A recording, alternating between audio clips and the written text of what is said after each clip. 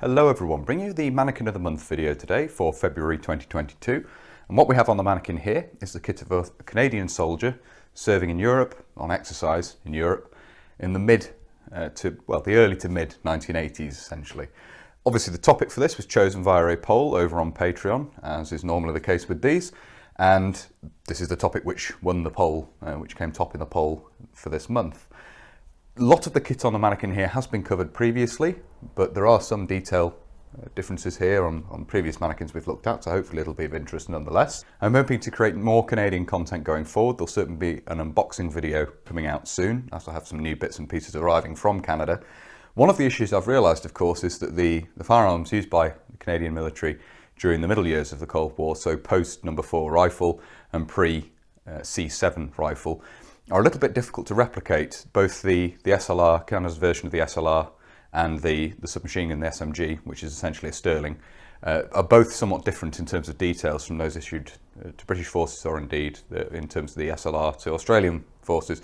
The quirky design details that were retained from the trials items and different way of fixing the bayonet on the SMG. So they're a little bit difficult to replicate. So I think for the most part, Canadian kit is going to have to be relegated to the mannequin until I can work out some way of replicating those firearms to make a more full ensemble with me wearing the kit and so forth, as you see in other videos.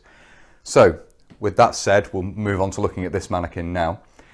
Starting at the top as we normally do, we have here the Canadian combat cap, and this is part of the Canadian combat uniform introduced in the 1960s. It does turn up from time to time in photos prior to the 1980s. It was worn in the 60s, it was worn from the introduction of combat uniform, but it becomes increasingly common to see this worn in the field, and certainly in the photographs I've based the mannequin on, the combat cap is worn. It looks something like a boonie hat, as would say in modern parlance, obviously that term coming out of American use of similar types of hat in Vietnam, but it is actually somewhat different in terms of design. It does have a neck curtain inside, and at the front here you can see there's actually a peak, a stiff peak that forms part of this, meaning that sides can be turned up. So you have basically a peaked cap with the sides all turned up around the brim. So that is quite an interesting feature of the design. Based on the photographs I've used as a reference for this mannequin, I have it here set up with the sides down, so it is being worn very much like a boonie hat. And as I say, that is the Canadian combat cap there, made in the same mix, cotton nylon mix, as the combat uniform itself. The web equipment we have here is of course the 1964 pattern, which Canadian soldiers were still saddled with at this time. The 1982 pattern was around and was being introduced at this time period, but 1964 pattern would still show up for a very long time yet. Indeed, I've seen some photographs of Canadian troops involved in the Gulf in 1990-91, certainly using the belt and pistol equipment from the 1964 pattern set, even at that late stage. It is not a good design. For the 1960s, it's quite innovative in terms of the materials used. It uses touch and close fasteners on all the belt loops on the pouches and also on where the braces attach onto the belt. And the belt itself adjusts back with a touch and close or Velcro fastener to secure the end as it doubles back on itself to adjust the length each side of the buckle. And the buckle at the waist here and the buckles on all of the rest of the equipment are made of plastic, which was still a relatively new material. It was being applied to more and more different applications in the 1960s. It was still a relatively new material at that time.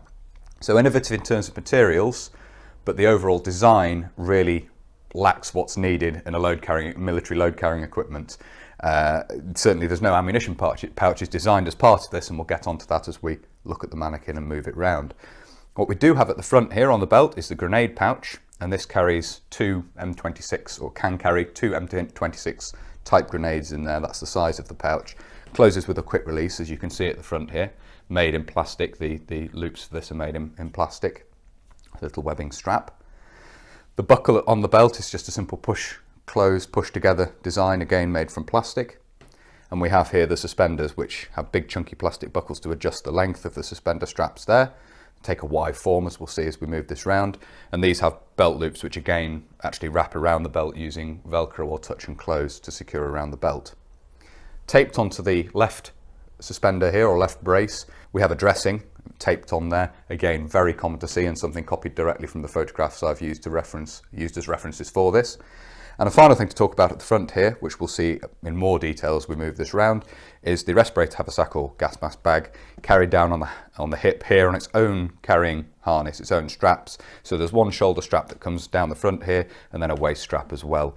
And this again has Velcro or touch and close belt loops, so it can be attached to the belt. In this instance, it's been attached to its own little carrying harness there and is worn or carried separately from the rest of the web equipment. Moving on to the combat uniform itself, the basic uniform worn here is the shirt coat, officially speaking, from the combat uniform, more commonly just referred to as the shirt. And you have here an interesting feature of the design which follows on from the 1964 pattern equipment not having ammunition pouches. The breast pockets here are sized to take a single SLR magazine, a single 20-round box magazine for the self-loading rifle. And then you have the two lower pockets here. These are again designed to carry ammunition. They have nylon loops within them that will carry magazines in there as well as carrying other bits and pieces. Another interesting feature of the design is there is actually a little dosimeter pocket on the side of the left-hand pocket there. A little difficult to make out, but you can perhaps see the top of it there. So you can actually carry a quartz fibre dosimeter in there. Quite a common feature of mid-Cold War combat uniform and something that was carried on to these later production examples. This is a late 70s or 80s production example of the shirt coat. You can see this uses the now very familiar loop buttons. So these attach to the uniform using a cloth loop rather than being sewn on with thread. And then on the pockets here you have a larger version of those as well. These would become common on other countries' combat uniform and on private purchase items as well. So that's actually something that's going to be a topic of a future video, just looking at the buttons, because it's very nerdy, but they are kind of interesting, and they've set a pattern for a lot of military clothing and quite a bit of civilian clothing going forward from their introduction on Canadian parkas and then the combat uniform. That's the front of the mannequin. We'll start moving this around now and have a look at some of the other details. Looking at the right hand side of the mannequin here, we can see further details of the shirt coat. You can see the sleeve here with the elbow reinforcement, and then we have a single button to the cuff there, as you can see. And then we have some insignia up here as well. We have a regimental or corps shoulder title worn up on a slide on the epaulette of the shirt coat there. And then we have the national title, Canada, underneath that, all in a subdued form. And then we actually have a piece of insignia which has been obscured here. This would have been a full colour Canadian flag. But in the photographs I've used as a reference for this has actually been blotted out using a piece of, or obscured rather, using a piece of gun tape, which is essentially an olive drab duct tape, which just stuck over the top there, reduces removes that little piece of colour from the insignia there. It's a little bit shiny, but it does otherwise blend in very well with the uniform. So an interesting detail there I thought I'd replicate on this just as a point of interest. If we lift the arm out of the way here, we can see the solution to the lack of the ammunition pouches actually designed as part of 1964 pattern. We have here a 1951 pattern ammunition pouch. These have, this is the preceding design of Canadian web equipment, and they actually have a set of belt loops set high on the back, which makes them ideally compatible with 1964 pattern, and were a ready solution. They therefore formed a ready solution to the lack of ammunition pouches. So one of those has been added onto the equipment here to allow ammunition to be carried in a pouch on the belt, rather than making use of the pockets of the combat uniform. A much better way of doing things, and thankfully the preceding ammunition pouch design from the preceding equipment was compatible with 1964 pattern, thanks to having belt loops on the back. Round on the back there we have some other bits of equipment which we'll have a look at now. So looking at the back of the equipment here, the first thing we'll look at is the back of the suspenders. You can see that coming down in a Y form here. There's actually a piece over the shoulders here which links these two sections together just before they meet at the back here. Again, we have the big plastic buckle, big chunky plastic buckle there, and the belt loop which attaches it onto the belt of the equipment down there. On the right hip we have the water bottle in its carrier, or canteen in its carrier there, also with a metal cup in there as well. This is essentially a copy of US practice, but replacing the slide keepers or Alice clips from the back with a Velcro belt loop as with the rest of the equipment. But otherwise the canteen, the cup and the carrier itself all based on US practice, a copy of US design basically. The other thing we have here is a distinctive piece of Canadian equipment which was taken right the way through to the 1951 pattern, 1964 pattern and also the 1982 pattern, is a mess tin pouch. Now by this time period they weren't always being used to carry mess tins. You could carry elements of the rain coat and so forth in there as well, the rain suit that was issued to Canadian soldiers. But we have that on the left hip here, as I say, originally designed as a mess tin pouch. It will take the oblong mess tins in there, the pair of them nested together, and that's what it's originally designed for. Again, it has a quick release fastening on the front there and attaches to the belt using the Velcro belt loop system, which is part of this design. And moving on to look at the left hand side of the mannequin here, again we have the piece of tape there obscuring the full colour insignia. If we lift the arm out of the way, we can see details of what's carried on the belt here. We have the bayonet for the rifle there, the self-loading rifle carried in its frog on the belt there, and then we have the respirator haversack or gas mask bag down on the hip here.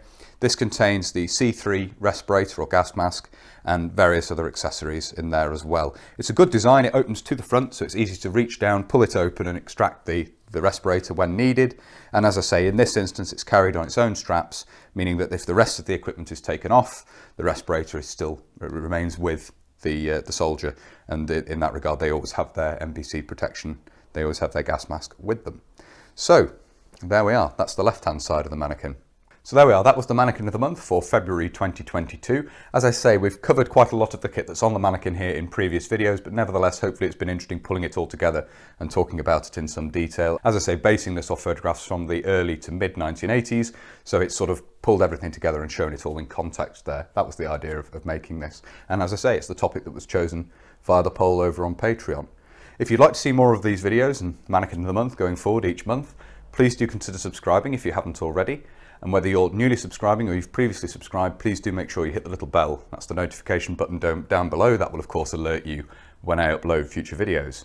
If you'd like the opportunity to vote on Mannequin of the Month each month, the Corporal tier over on Patreon gives you that option. You can generally pick from 3 choices, and the winner is the one that's covered each month. If you'd like to just support the channel more generally, there's a PayPal link down below as well. Patreon and PayPal are both linked in the description of the video down below. And as I always say, massive thank you to everybody who supports the channel using those. Thank you all very much indeed. If you'd like to follow the channel on social media, where there will of course be photographs of this posted up, Facebook, Instagram and Twitter are all linked down below. And if you'd like to get in touch but you don't really use social media, there is of course an email address down below as well. That's everything for this video. So until next time, bye for now.